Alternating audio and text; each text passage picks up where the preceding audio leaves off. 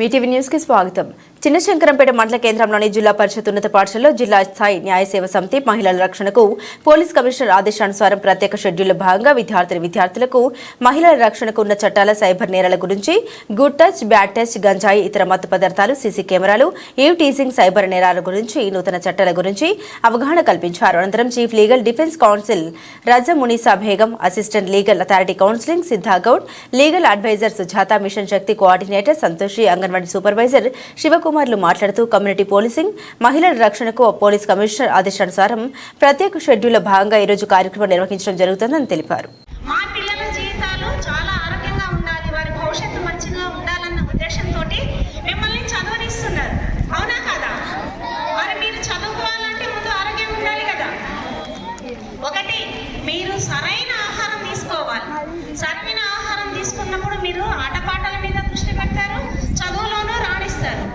అలా కాకుండా మీరు ఆహారం తీసుకోకుండా చాలా నీరసం, ఇప్పుడు 1 అవర్ ఇక్కడ మీరు కూర్చోబెట్టి వ్యాధి నిరోధక శక్తి అనేది చాలా తక్కువగా ఉంది ఇక్కడ ఉన్న పిల్లల్లో. మీలో వ్యాధి నిరోధక శక్తి పెరగాలంటే ఏం చేయాలి? సరైన ఆహారం తీసుకోవాలి. సరైన ఆహారం అంటే మీకు ఇంట్లో ఉండే ఏదన్నా కావచ్చు, అన్నము, చపాతీసు ఏమన్నా కావచ్చు, ఖచ్చితంగా ఉదయం పూట తినేసి రావాలి. ఇక్కడికి వచ్చాక మీకు స్కూల్లో భోజనం అందిస్తారు మిడ్ డే మీల్స్ ద్వారా. మీరు చక్కగా ఇక్కడ భోజనం తినాలి. అలాగే మీ పేరెంట్స్ మీరు స్కూల్కి వస్తున్నారు, మీ మీద ప్రేమతోటి ఏమన్నా తినండి బేట అని ఎంతసేపటికి పల్లి పట్టీలు, నువ్వుల లడ్డూలు, ఫ్రూట్స్ ఇలాంటివి కొనుక్కొని తినాలి. అంతేగాని కుర్కురే స్నాక్స్ తినడం వల్ల అందులో ఏముంటుంది అంటే మీకు సరైన పోషకాలు అందాలంటే సరైన సమపాలల్లో అన్ని రకాల ఆహార పదార్థాలు తీసుకోవాలి.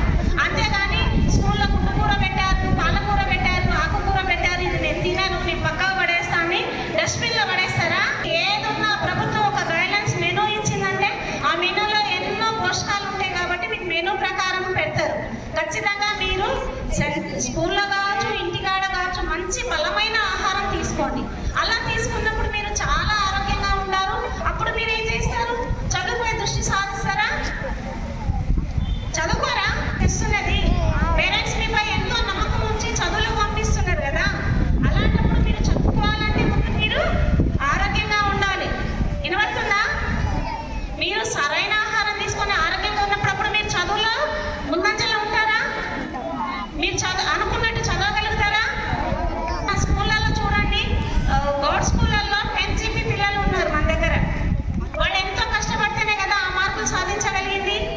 మీరు వాళ్ళని ఆదర్శంగా తీసుకోవాలి. ఇక్కడ ఉన్న వేదికను అలంకరించిన పెద్దలందరినీ కూడా ఆదర్శంగా తీసుకోవాలి. వారు కూడా ఈ మీ మ్యారేజెస్, చైల్డ్ ఎడ్యుకేషన్ కంపల్సరీ, అవి మనం పాటించాలి. 18 సంవత్సరాలు ఆడపిల్లలకు, 21 సంవత్సరాలు మగపిల్లలకు ఉండాలి అని చెప్పి వాళ్ళు చెప్పినట్టు మీరందరూ కూడా అవి పాటించాలి. లేకుంటే మన లైఫ్లో మనం ఎదగడానికి మనకు వీలుండదు. ఒక బాధ్యతంగా మనం నిర్వర్తించలేకపోతాము. నెక్స్ట్ ఇంకొకటి ఏంటంటే మెయిన్ ఇంపార్టెంట్ నాకు తెలిసింది, పిల్లలు బైకులు 18 years కాదు కదా, చిన్నతనంలోనే తల్లిదండ్రులు బైకులు ఇస్తున్నారు. పాలు తీసుకురా, పప్పు తీసుకురా, కూరగాయలు తీసుకురా, వాళ్ళని ఎక్కించుకరా, దించిరా అని బైకులు ఇస్తున్నారు. ఇష్టం ఉన్నట్టు నడిపించి మోటార్ వెహికల్ యాక్సిడెంట్ ద్వారా ఎంతో మంది పిల్లలు చనిపోతున్నారు. చిన్న చిన్న పిల్లలు కూడా చనిపోతున్నారు యాక్సిడెంట్ వలన, కాళ్ళు చేతులు ఇరిగిపోతున్నాయి. దాన్ని చెయ్యకూడదు. ఇంకొకటి, అట్లా వెహికల్ ఇచ్చిన వాళ్ళకు కూడా, పేరెంట్స్కి కూడా అది జరిగితే వాళ్ళకు శిక్ష ఉంటుంది కోర్టులలో. మరియు ఇంకొకటి ఏంటంటే, మనమంతా ఊరు నుంచి వచ్చిన వాళ్ళం. మనకంతా నేను పల్లెటూరు, నేను లోకల్. కాబట్టి పల్లెటూరులో మన తల్లిదండ్రులు వాళ్ళందరూ పళ్ళకు పోయి నైట్ వచ్చి కళ్ళు తాగడము, మందు తాగడము అలా చేస్తుంటారు. వాళ్ళు తాగుతున్నారు కదా అని మీకు ఒక గ్లాస్ ఇస్తారు, అరే తాగురా అని చెప్పి. కానీ ఆ మత్తు పానీయాలకు కూడా మనం అలవాటు పడకూడదు. అవి చాలా మనల్ని ఎంతో డ్రగ్ అబ్యూస్ కింద మనం ఎంతో మన జీవితాన్ని లాస్ అయిపోతుంటాం. కాబట్టి మన భక్తులు ఇప్పటిదాకా చెప్పినట్టు మనకు వాళ్ళు కూడా ఆచరించండి. నెక్స్ట్ ఇంకొకటి ఏంటంటే మీరు చదువుకున్నారు ఐపీఎస్ డాక్టర్ అనే కాకుండా ఇంకా మంచి ఎయిర్పోర్ట్లలో మిగతా అగ్రికల్చర్ దాంట్లో చాలా చాలా చాలా ప్రతి దాంట్లో ప్రతి department SC ST BC welfare ఆఫీసులలో కూడా మంచి మంచి ఉద్యోగాలు ఉన్నాయి. ఈ అకౌంట్స్ ఎగ్జామ్స్ ఉన్నాయి. అవన్నీ కూడా మీరు మంచి చదువు చదవాలి. మంచి చదువు అంటే అందరు చదువు గురించే చెప్తారు, ఏం చదువుతాము అనుకుంటారు. చదివే కాదు, ఒకటి నీ నైపుణ్యత అనేది ఉంటుంది. ఆ నైపుణ్యత మనం మనం బయట పెడితే దాంట్లోనే నువ్వు మంచి పేరుగా ఈవెన్ ఒక వంటలైనా కూడా మనకు ఆయనకు విలువిస్తాం. వచ్చినప్పుడు మనం ఎలా రెస్పాండ్ అవ్వాలి? సపోజ్ చిన్న ఎగ్జాంపుల్, మీరు ఇప్పుడు వేరే వేరే విలేజెస్ నుంచి వస్తుంటారు, పోతుంటారు, 9 to 6 7 o'clock అమ్మాయిలకు అడిగితే అబ్బాయిలకు అడుగుతారు ప్రశ్న. ఒక 4 members ఎవరైనా ఫాలో అవుతారు. ఆ సిచ్యువేషన్ లో మీరు ఏం చేస్తారు?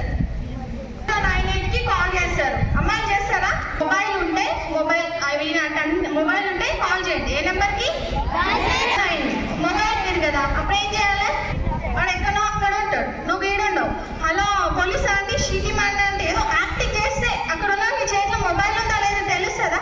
098 కానీ 100 కానీ కాల్ చేస్తే 2 minutes లో మన దగ్గరకు వస్తారా బిడ్డ? కనీసం ఒక 5 minutes 10 minutes అన్నా మనకు టైం పడుతుంది. అవునా?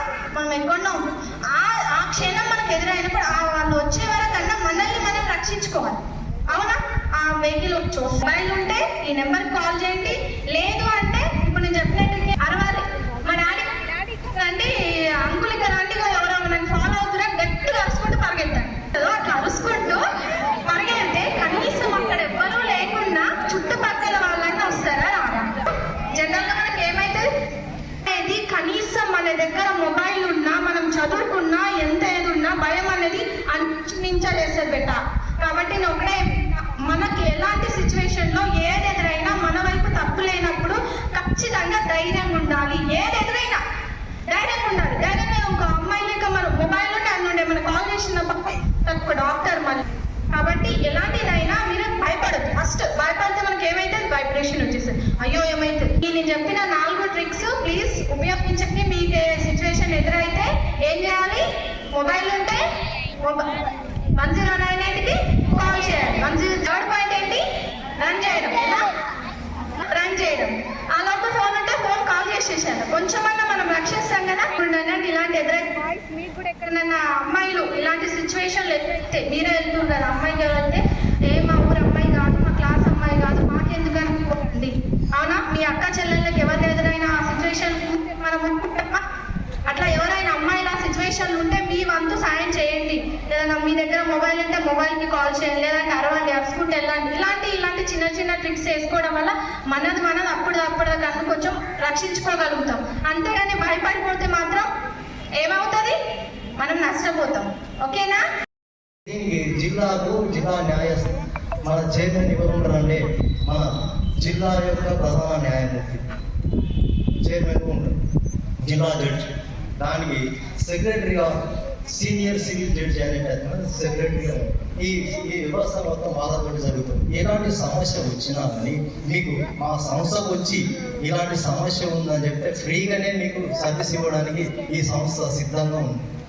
ఇప్పుడు ఇలాంటి ఎవరెవరు దీనికి అర్హులు అంటే ఆర్థికంగా వెనుకబడిన వారు. ఆర్థికంగా వెనుకబడిన వారు అంటే సంవత్సరానికి 3 సంవత్సరాల ఆర్థిక స్తోమతలు లేని వారు, మరియు వికలాంగులు, మహిళలు, మరియు ముఖ్యంగా వృద్ధులు, ఎస్సీ ఎస్టీలు, వీరందరికీ ఈ ఉచితంగా న్యాయాన్ని అందించడానికి ఈ సంస్థ ఎప్పుడు ముందంజలో ఉంది.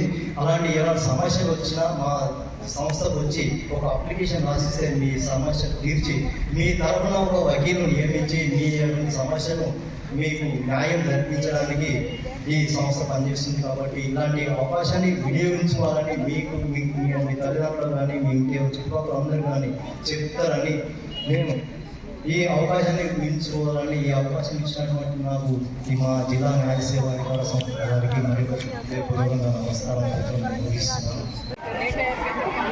మెదక్ జిల్లా న్యాయ సేవాధికార సంస్థ ద్వారా నేను chief legal aid defence council ఇక్కడికి మహిళా సాధికారత విషయంలో పిల్లలకు అవగాహన పరచడానికి చెప్పేసి నిర్వహించిన ఈ కార్యక్రమానికి వచ్చేసి పిల్లలు హై స్కూల్ పిల్లలు కాబట్టి వాళ్లకు సంబంధించిన విషయాలలో అవగాహన కల్పించాలనే ఉద్దేశంతో వాళ్ళకి చైల్డ్ మ్యారేజ్ యాక్ట్ గురించి, పోక్సో యాక్ట్ గురించి, లేబర్ యాక్ట్ గురించి ఈ విషయాలు వాళ్ళకు అవగాహన కలిగించాలని, వాళ్ళకు చెప్పవలసిన, వాళ్ళు తీసుకోవాల్సిన జాగ్రత్తలు, అలాగే ఎవరితో ఎలా ఉండాలి, ఎవరిని ఎలా గుర్తుపట్టాలి అనే విషయం మీద ఈ అవగాహన ఇవ్వడం జరిగింది.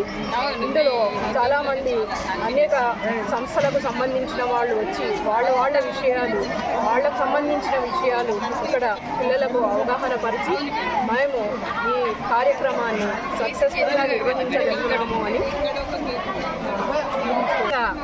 చైల్డ్ మ్యారేజ్ యాక్ట్ గురించి చెప్పడం ఏంటంటే, మా పిల్లలకు చెప్పిన విషయాలు ఏమిటంటే, అమ్మాయిలకు అవుతేను 18 సంవత్సరాలు నిండిన అమ్మాయిలు పెళ్లికి అర్హులని, 21 సంవత్సరాలు నిండిన అబ్బాయిలు పెళ్లికి అర్హులని, ఈ విధంగా ఎవరైనా పిల్లలను ఇబ్బంది పెట్టినచో, వాళ్ళ చదువులను ఆపేసి పెళ్లి చేయాలని నిర్ణయించుకున్నప్పుడు వాళ్ళు 1098కి కాల్ చేసి ఈ విషయం చెప్పగలరని వాళ్ళకి చెప్పడం జరిగింది.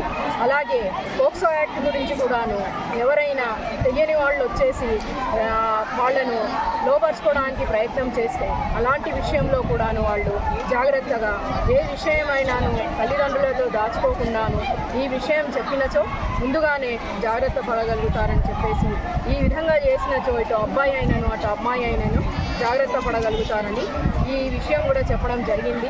అలాగే లేబర్ యాక్ట్కు సంబంధించి కూడాను పిల్లలు, చిన్నపిల్లలను ఎవరైనాను కూలి పనులకు కానీ వేరే ఏ ఇతర పనులకు కానీ తీసుకెళ్ళినచో అలాంటి పిల్లలను కూడాను మీరు చూసినచో వాళ్ళకి 1098 కాల్ చేసి చెప్పగలరని చెప్పేసి హెల్ప్ లైన్ నెంబర్ కూడా వాళ్ళకి ఇవ్వడం జరిగింది. అలాగేను వాళ్ళు చదువుకోవాల్సిన సమయంలో వాళ్లకు ఈ పనులన్నీ చేయించడం అనేది చట్టరీత్యా విరుద్ధం కాబట్టి వాళ్ళకి అవగాహన కలిగించడం జరిగింది. ఇందులో